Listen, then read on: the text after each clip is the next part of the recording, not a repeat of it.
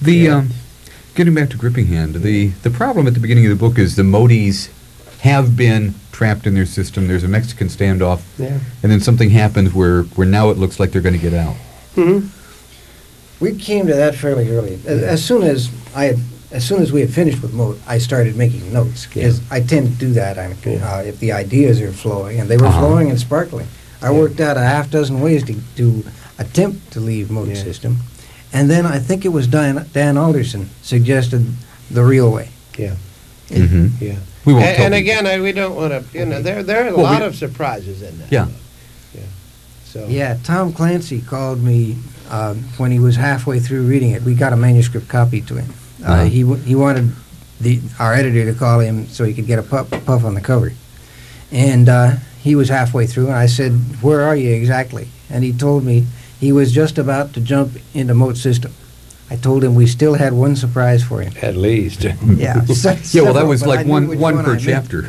He was about to hit a big one. There are plenty of surprises in the book, and I'd really hate to spoil them for people. No, I don't want to spoil the surprise. I'm just trying to set up the challenge that people were facing. I want to mention that this is Hour 25, and our guests tonight are Larry Niven and Jerry Pournelle, and we're talking about their new book, The Gripping Hand, and I'm Warren James. And you got something wrong on the lead-in before we came in here. I have read the search warrant on the Steve Jackson Games thing, and it's nothing like what you said.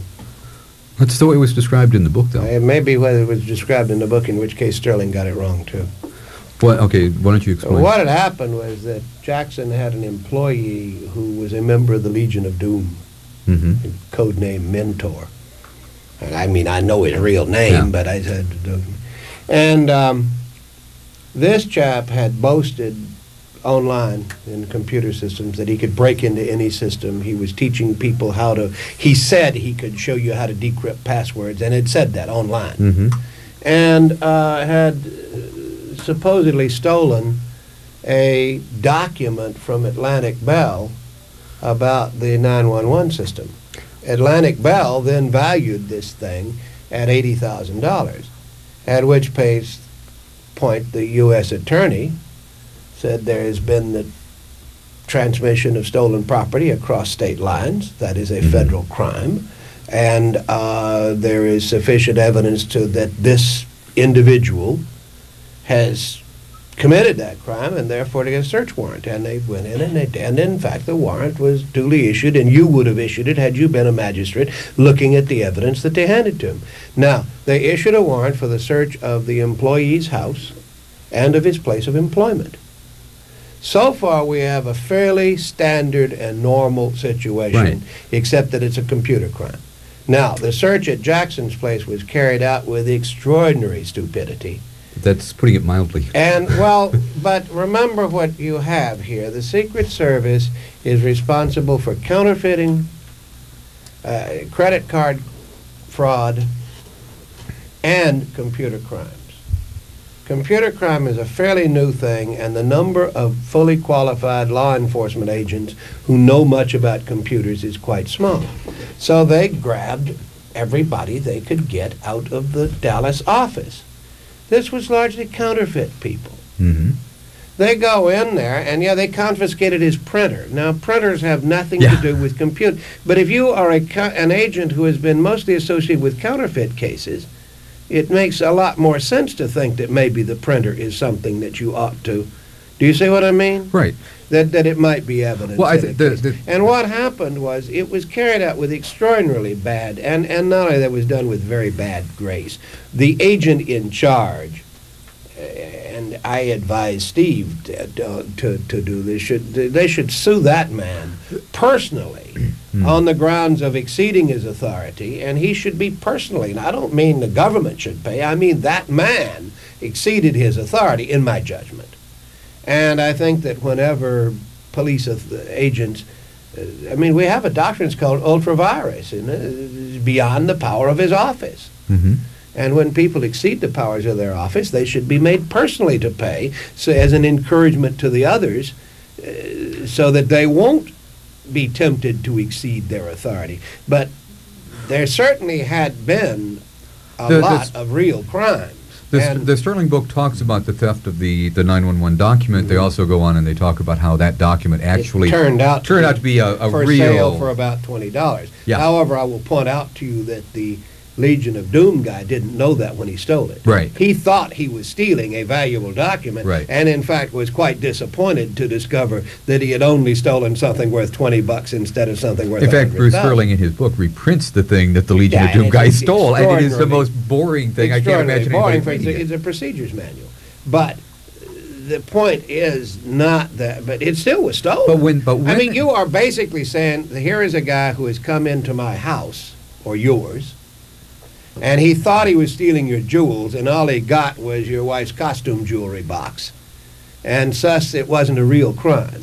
Whereas if he had got her real jewels, it would have been. No. He was not entitled to either of them, if you understand. Oh, I'm not arguing that, but when the police did basically make off with all the computers and the like at Steve Jackson Games. Oh, the results, as I say, I mean, it was carried out with exceeding stupidity and bad grace. See, I don't think they've ever charged Steve Jackson with anything. Nor would they. Nor could they have. And I believe also when the search warrant was executed, it was a sealed warrant, and so no one knew. No, that doesn't turn out to be true. It was unsigned, but that just means that the original was in the possession of the agents at the other location, and they showed a copy of it to him, is all.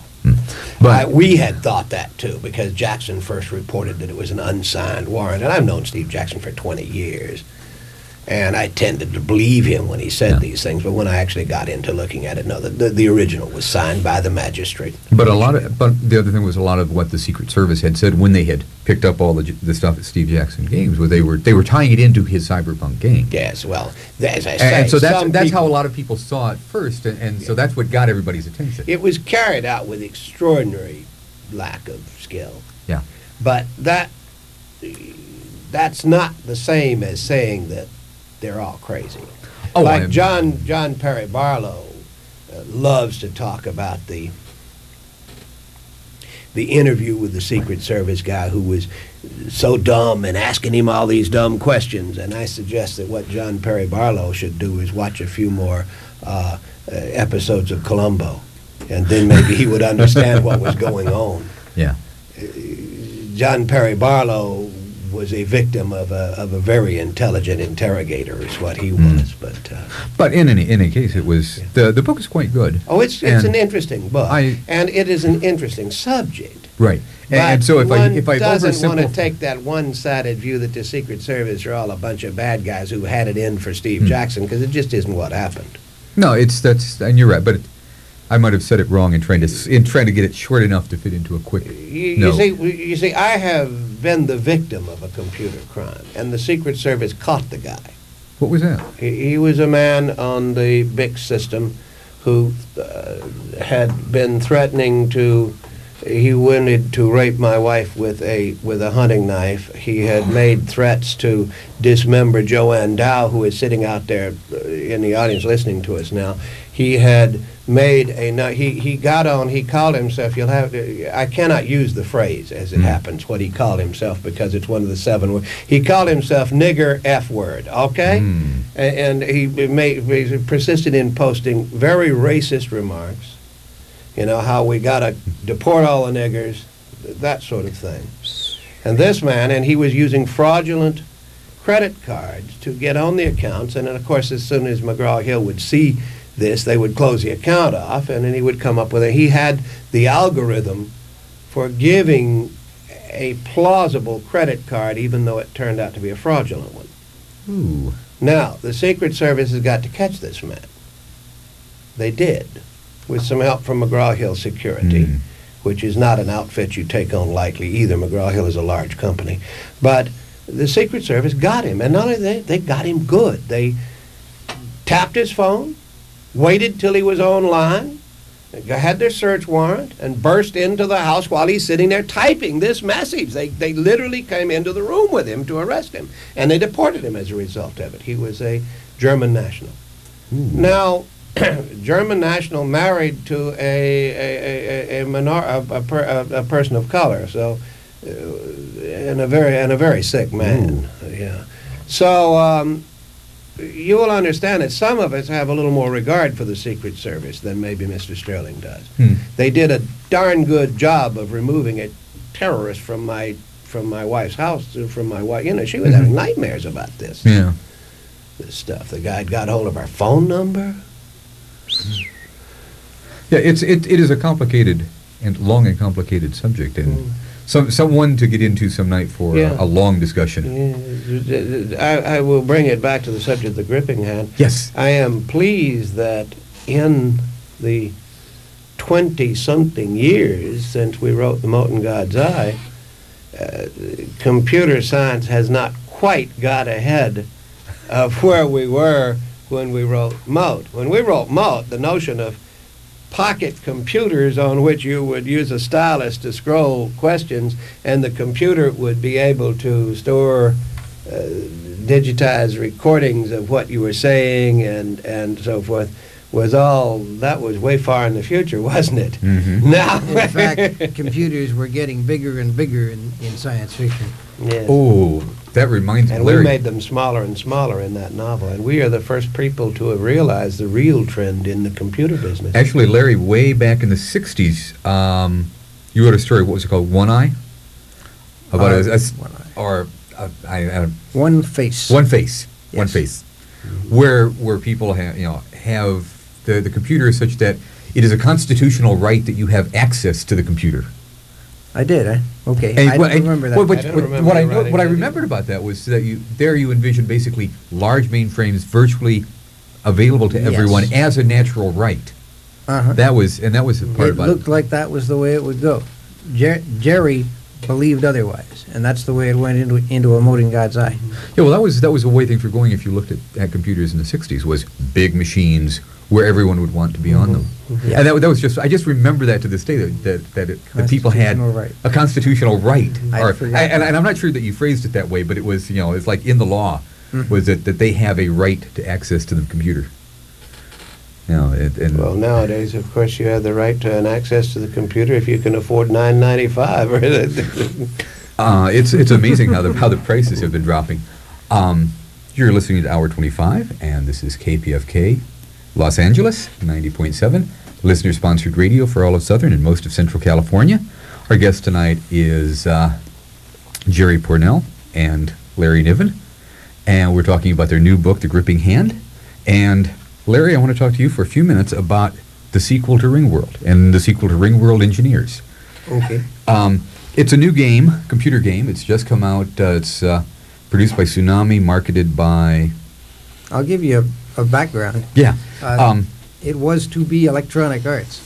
They bought another company, realized that company had a couple of games too much like Ringworld, so they dropped out. Specifically, they had aliens that were too much like... Specifically, they had this wonderful computer game called Wing Commander, which has intelligent pussycats as the enemy. Yeah, I'm scum fighting furballs. Yeah, the furballs. So, well, I hate to break this to you, Larry, but you aren't the first person to have come up with feline alien villains. Just between you and me and everybody out there. I knew that. Oh, did you? Oh, yeah. Okay. Well, what's interesting is in Wing Commander, they do actually acknowledge their debt to Larry because they have a star system called Niven. I know. Well, they wanted me to. Ellen Gaughan and I were going to. Ellen Gaughan was did the story work on the game itself. And she and I were going to collaborate on a novel set in that Wing Commander universe because I like the game so much. But I haven't the time. I just haven't the time. But didn't she did that with Mercedes Lackey? She did one with Mercedes Lackey, yeah. What was going to happen is I was going to do the story outline and she was going to do a draft and I would redo it and that type of thing. But I just don't have time. I regret it because I think it would have been fun to do. I like Wing Commander. It's a fun game. But Larry, we were talking about the Ringworld game. So Electronic Arts was going to do it, then they bought Origin and realized they were going to have a game too similar to one that they already had. So then what happened? Electronic Arts dropped out, and it's not as bad as it sounds because they had leased the working of it to Tsunami. At Electronic Arts, they worked out pretty much of the plot line.